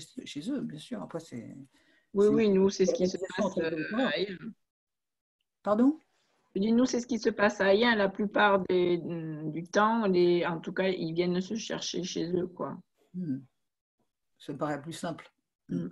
Oui, surtout sur des petites communes. Et une autre question vraiment très opérationnelle sur ce système de covoiturage. Pouvez-vous réexpliquer le volet traçabilité des covoitureurs? Ah bah oui, alors, je l'ai évoqué tout à l'heure, je n'ai peut-être pas été très claire là. J'expliquais que donc le fonctionnement, il n'y a pas de transaction financière entre les covoitureurs, donc vous l'avez bien compris. Et puisque du coup, les sous se substituent par cette, entre guillemets, monnaie. Alors c'est un terme qu'on utilise entre nous, enfin en local, mais ce n'est pas une vraie monnaie, ce sont des bons d'échange, hein, puisque ça redevient des euros au bout du compte. Et cette monnaie, donc constituée de fichets, de tickets, de 4 coupons recto, verso, recto, de 4 fois 5 km et verso, les bons énergie de 25 centimes, est remise donc aux covoitureurs, est échangée entre les covoitureurs, c'est-à-dire les passagers découpent un coupon ou 2 coupons ou 3 coupons en fonction du nombre de kilomètres qu'ils vont réaliser. En principe, ils arrondissent au kilomètre supérieur. Quelqu'un qui fait que 3 km va donner un coupon de 5. À 5 centimes du kilomètre, ça simplifie quand même. Hein. Et voilà. Et donc, leur particularité, c'est que le conducteur, il a un macaron avec un numéro. Donc, je ne sais pas, n'importe quoi. Monsieur Durand, on lui remet un macaron, le numéro 84. Madame Michu, on va lui remettre des fichets, des tickets kilométriques qui sont numérotés de 150 à 165. Voilà, par exemple. Et du coup, donc eux Madame Michu et Monsieur Durand font le même trajet, se retrouvent sur la base de données, s'appellent et se donnent rendez-vous et tout va bien. Mais en fait, ils ne se connaissent pas vraiment. Mais ce n'est pas grave, justement, ils vont se connaître très vite. Bon. Or, Madame Michu, elle est insupportable, je ne sais pas ce qui se passe, il y a un truc qui ne va pas. Elle lacère à coups de cutter la banquette arrière du véhicule de M. Durand. Il n'est pas content, M. Durand. Hein. Il n'est pas content. Non, mais ce que je veux dire, c'est que. Mais par contre, il a les fichiers. Normalement, on doit donner les fichiers kilométriques au départ. Hein. Donc, il a les fichiers. Et ces fichiers, ils sont numérotés. Que fait M. Durand? Madame Michu, elle finit par partir en claquant la porte, donc c'est vachement pratique. Et donc, M. Durand, il appelle Marilène.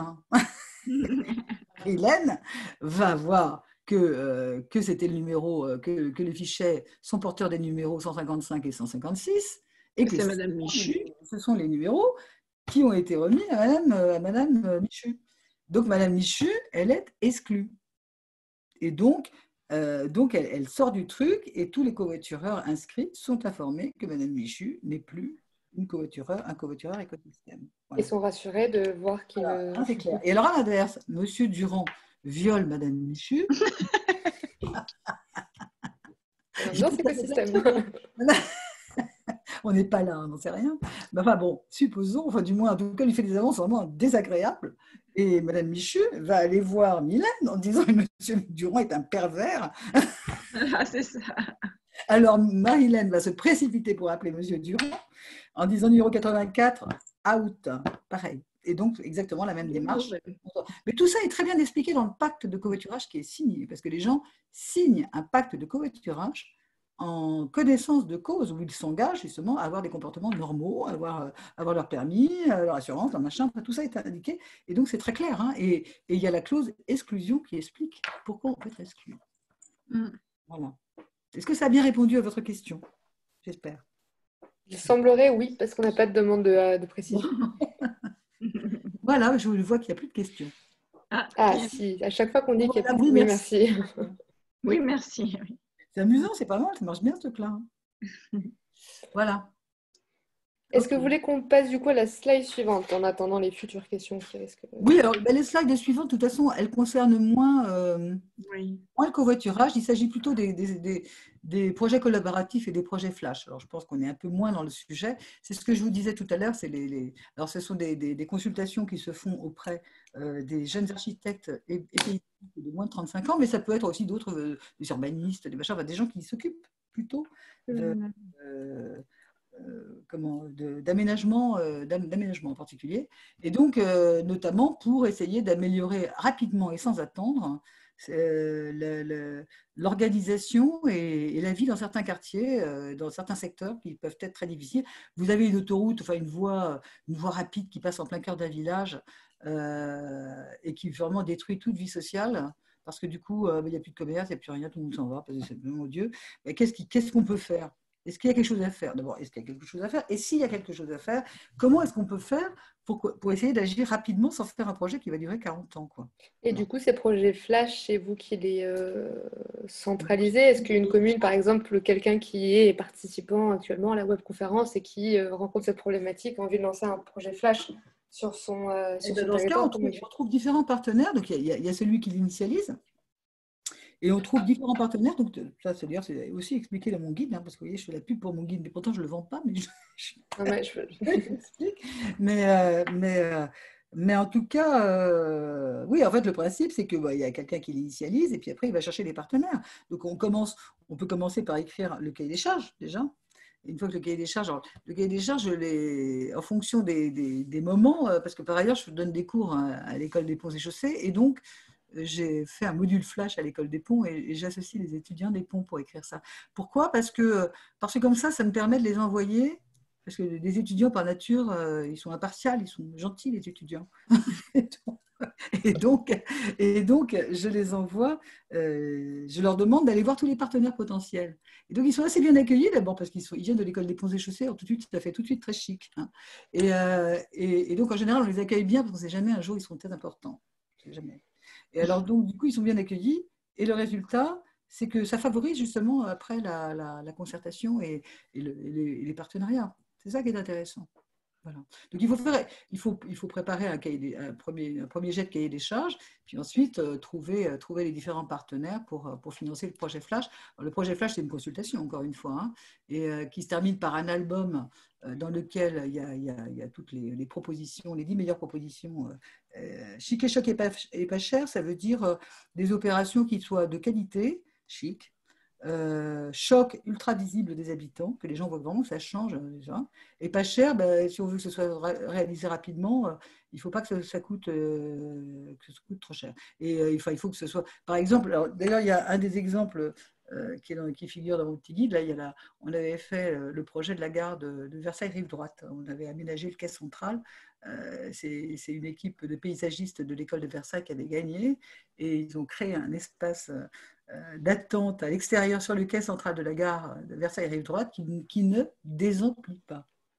Et ce projet a coûté 150 000 €, machin de ce genre. C'était rien, quoi, par rapport à des projets d'aménagement de gare, c'est vraiment rien. Oui, c'est petit goût d'eau. Alors, j'en profite pour rebondir sur la question de Madame Chevalier. Quelle modalité pour se procurer votre guide? Je propose de l'envoyer à tous les participants par email. Ah bah si vous voulez, je vais vous l'envoyer. Comme ça, je ferai le relais. Là, j'attends que la graphiste me fasse juste une petite modification. Elle me l'a envoyé sinon en basse définition avec 2 MO. Alors évidemment, ce n'est pas terrible, 2 MO, hein, mais en même temps, ça permet de passer dans les boîtes mail parce que parfois les boîtes mail souffrent. Parce que là, tout à l'heure, il y a quelqu'un qui m'a dit qu'il pouvait supporter jusqu'à 25 MO, donc je vais avoir aussi une version en 25 MO.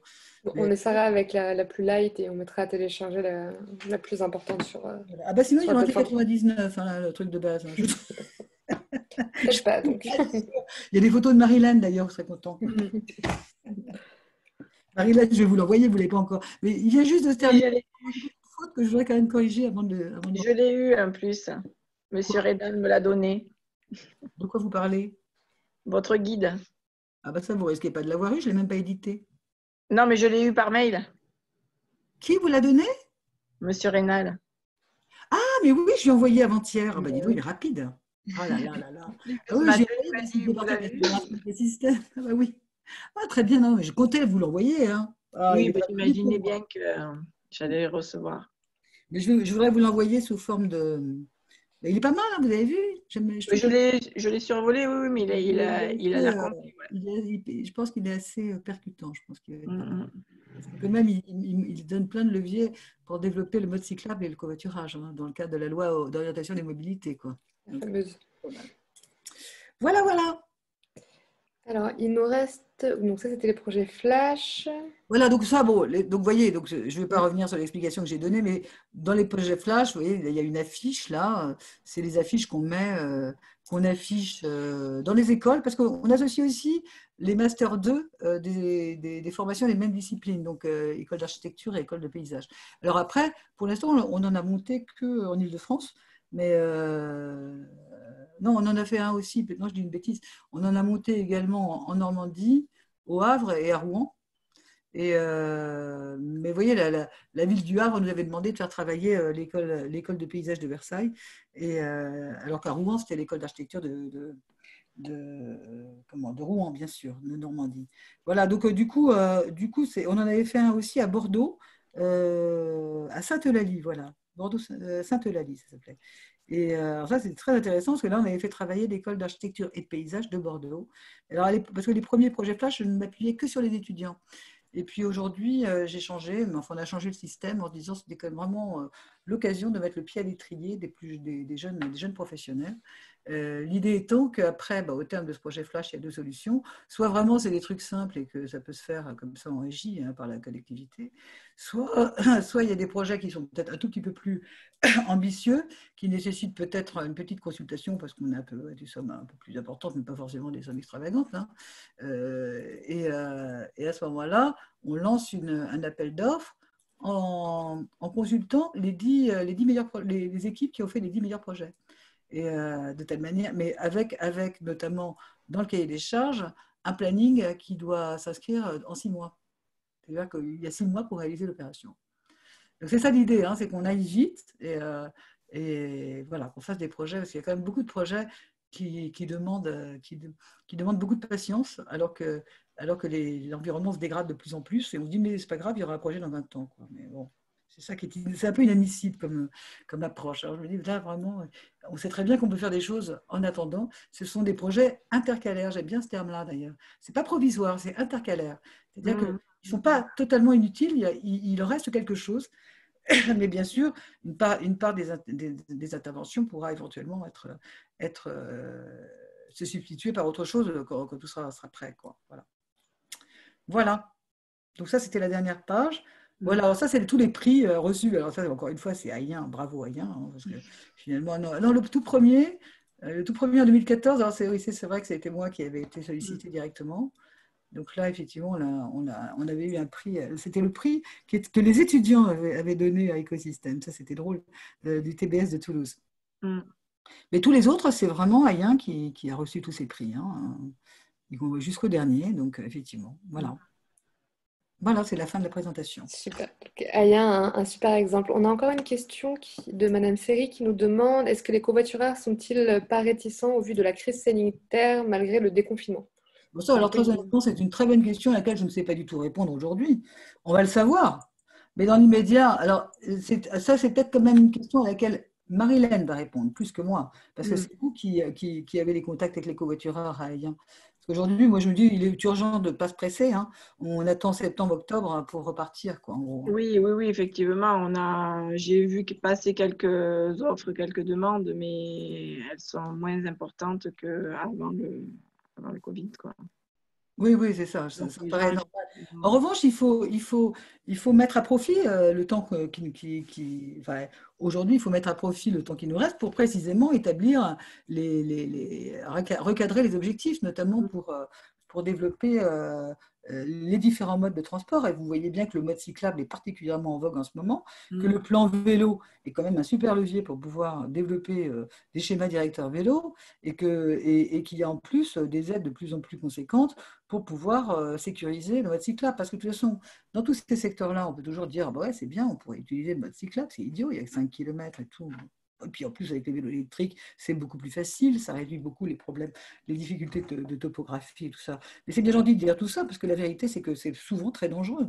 Et c'est ça la réalité. Il n'y a pas les infrastructures. Oui. Allez vous balader dans l'Aude, dans les petites routes de l'Aude, etc., qui tournicotent dans tous les sens, où on va à toute allure parce qu'il y a un rendez-vous et qu'on est un peu à la bourre et qu'on se dépêche. Mais ça m'arrive parfois de me dire, si j'ai un vélo qui arrive en face de moi, je vais être très mal. Donc voilà, donc je trouve que le vrai sujet de fond, c'est quand même de sécuriser les itinéraires vélo. Et avant de se dire, mais pourquoi il ne fait pas du vélo, machin, commençons déjà par sécuriser les modes cyclables. C'est vrai. Là, en parlant donc c'est pas vraiment flash, mais c'est provisoire, c'est vrai que c'est une bonne opportunité d'avoir tout ce qui est piste cyclable provisoire à la mode également, qui permet du coup de faire des tests. C'est typiquement des projets intercalaires, ça d'ailleurs. Tout à fait. C'est exactement ça, les projets intercalaires. Et d'ailleurs, ce qui est bien, c'est que moi, ce fameux guide dont je fais une pub exceptionnelle, il devait sortir au départ au mois de février. Puis finalement, ça dérape un peu au mois de mars. Puis finalement, tout ça arrive là. Et je me dis, dis donc, heureusement que je ne l'ai pas sorti à ce moment-là, parce que ça aurait été un peu un flop. Parce que du coup, j'ai pu intégrer les dernières mesures. Surtout que, mine de rien, tout ce sujet vélo a été confié par le ministère à Pierre Serre, le président du Club des villes et territoires cyclables, qui le dit bien d'ailleurs, qui le rappelle bien dans le guide, c'est lui qui a été missionné. Et donc, c'est eux qui ont quand même écrit toute la partie vélo. Donc, c'est quand même pas mal. C'est pas mal de s'être mis à jour sur ce sujet-là, quoi. C'est sûr. Voilà. Donc, par exemple, là, pour en venir, on pourrait imaginer faire appel à la fédération Écosystème pour mettre en place donc le système de covoiturage. Pourquoi pas être accompagné sur le lancement d'un dispositif flash pour avoir un aménagement intermodal et cumulé avec des propositions de développement d'espaces de travail. Il faut trouver, parce qu'en fait, la fédération doit aussi se préoccuper de trouver le montage. C'est important parce que, effectivement, le souci principal de ces collectivités, c'est l'évidence, quoi. C'est de trouver le montage qui va bien pour financer tout ça. Parce encore une fois, il ne s'agit pas seulement de financer les actions d'écosystème, mais il y a tout un tas de trucs à faire. Et donc, quand on nous parle de plan vélo, il faut encore le faire, le plan vélo. Ce n'est pas la fédération qui fera le plan vélo. Mais par contre, il faut bien trouver le moyen. Alors, il y a le CEREMA qui va arriver en tapant sur sa poitrine en disant « ça y est, moi, je sais tout faire et je vais faire le plan vélo ». Mais oui, mais il va demander des sous pour ça. Vous voyez, donc, tout ça est un peu ficelé pour que tout passe toujours par les mêmes. Et je trouve que justement, il faut être assez rusé pour trouver vraiment les différents leviers de financement. Voilà. qui sont actionnés par la collectivité, hein, ce n'est pas la fédération. Moi, je passe mon temps à dire, ben voilà, vous devriez faire ça, machin, vous devez écrire ça. Et après, mais je ne le fais pas à la place. Hein. Mais encore une fois, c'est de l'accompagnement. Hein. Je tiens à ce que ce soit le territoire qui s'occupe de ses affaires. Alors après, que moi, je puisse les aider, ça me réjouit, mais je ne le fais pas à la place. Ça serait d'ailleurs une erreur énorme, parce que l'objectif, c'est de donner de l'autonomie à tous ces territoires, hein, qui sachent... qu'ils ne soient pas dépendants comme ça de tout le monde. Leur donner, oui, plus des leviers et des pistes. On a une question pour en venir sur le covoiturage régulier. Généralement, c'est beaucoup donc, de pendulaires domicile-travail. Comment on fait le lien avec les entreprises locales, les plans de mobilité ou forfait mobilité? Alors là c'est une très bonne question, parce que pour l'instant, on n'a pas encore fait le point, mais on va le faire. Parce que la loi d'orientation des mobilités, elle nous oriente directement là-dessus. Et que les bons énergie, c'est les titres de mobilité que les entreprises vont donner. Alors, comme on travaille avec Biars, et qu'on va élargir le périmètre de Covaldor, donc Biars-sur-Cère, c'est le Lot, hein, sur Céré, c'est le Lot. Et c'est là qu'il y a les entreprises Andros. Alors, le bassin d'emploi d'Andros, il va jusqu'à Ayen, d'ailleurs, hein, je pense. Hein. Il y a des gens d'Ayen qui travaillent à Andros, non? Je ne sais pas s'il y en a qui... Mais effectivement, je ne sais pas s'il y en a... Il est très étendu. Et du coup, l'idée, Andros donc, verse des indemnités kilométriques à ses salariés. Et donc, l'idée, c'est quand même d'aller proposer un dispositif qui soit plus intéressant pour les salariés d'Andros que d'avoir juste des indemnités kilométriques. Je donne un autre exemple qui est très récent, qui date d'il y a 10 jours, là, un échange avec la région Occitanie, qui me dit les carnets pour favoriser l'intermodalité, justement, avec la desserte en autocar, LIO. Il dit les carnets de 10 trajets LIO coûtent 10 €, c'est-à-dire c'est 1 € le trajet. Eh bien, on va le proposer aux covoitureurs de la tram, de la vallée de l'Aude, à raison de 10 trams. Donc, de 10 bons énergie, je reprends le terme générique, ça serait 10 yaka, ce qui veut dire qu'en fait, ça fait 4 fois moins cher.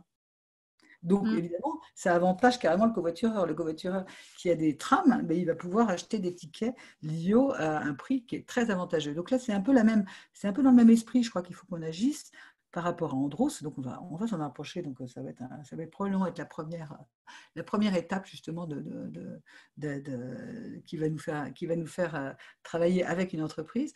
C'est bien sûr de proposer à Andros de donner des bons énergies, que ce soit des yaka ou des Covaldor, plutôt donner, par exemple, 2 fois plus de bons énergie en valeur que d'indemnité kilométrique. Parce que ça aurait 2 conséquences. D'abord, ça favorise le covoiturage. Et 2, ça veut dire que ces covoitureurs, eux, ils auront les bons d'échange qu'ils ne pourront dépenser que dans les commerces de proximité. Du coup, ça multiplie.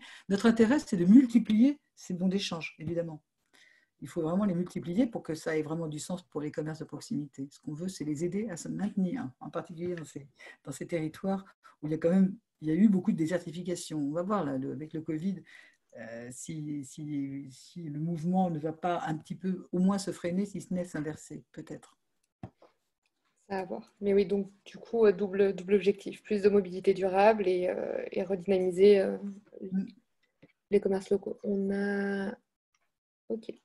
a une question de Madame Seri. Ici, votre cible covoiture hors de votre territoire?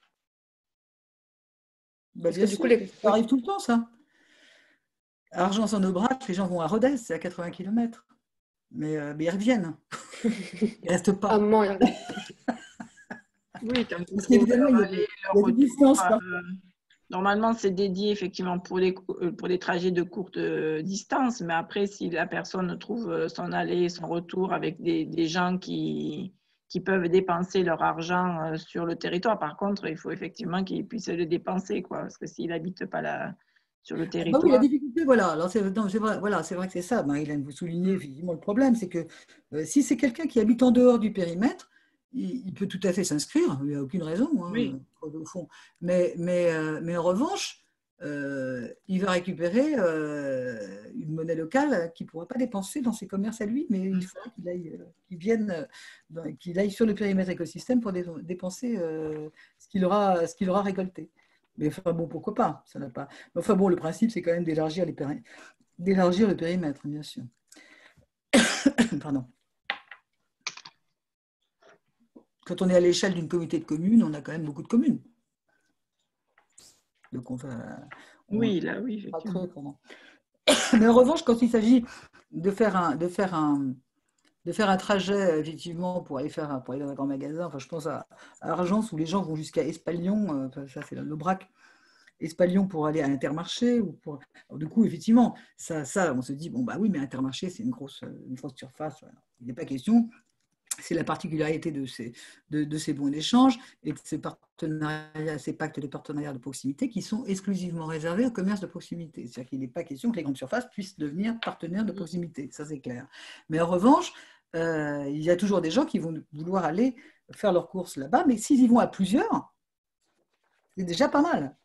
D'aller voiture par voiture, l'objectif c'est qu'ils partent à 2 ou 3 dans la même voiture et déjà ça réduit les distances parcourues en véhicule carboné, comme on dit. Oui, puis ça fait du lien avec les citoyens du même territoire aussi.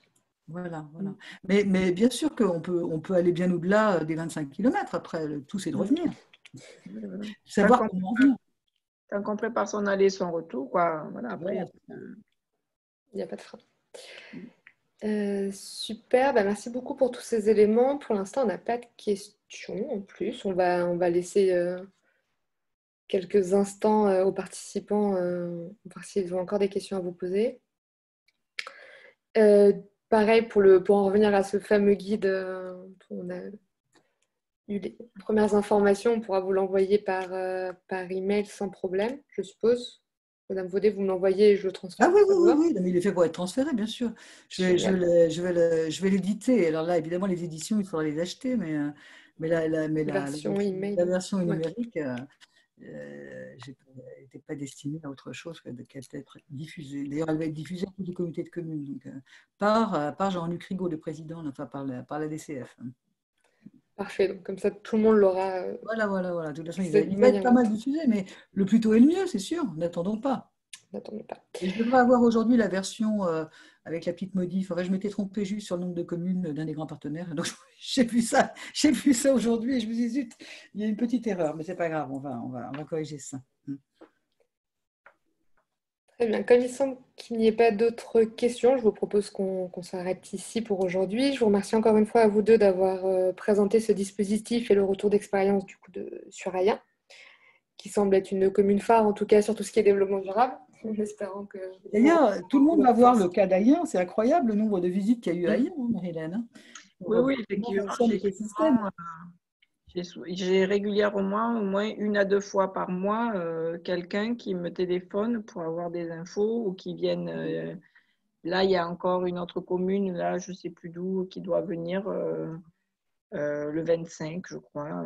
Donc, il y a énormément de personnes ou de collectivités qui nous sollicitent pour avoir des infos sur l'écosystème. Ça, c'est clair.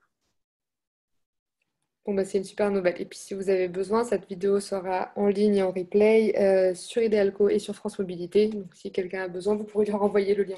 Je vais juste ajouter une petite chose, Amandine, c'est qu'au-delà de mon super guide, que vous avez compris, qui était excellent, le guide à lire en 2020.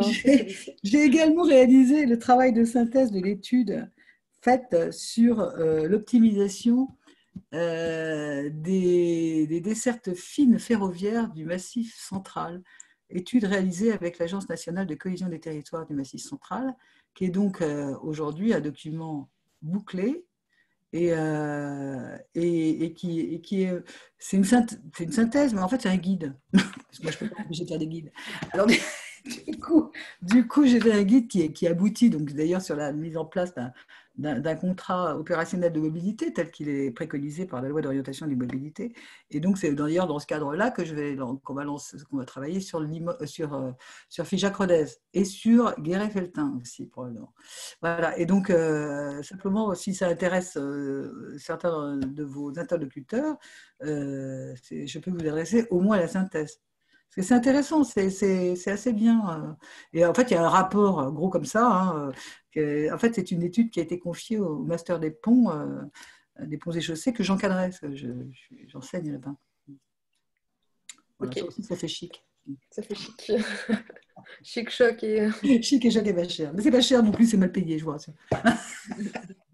Au moins, ça reste dans la cohérence des tâches.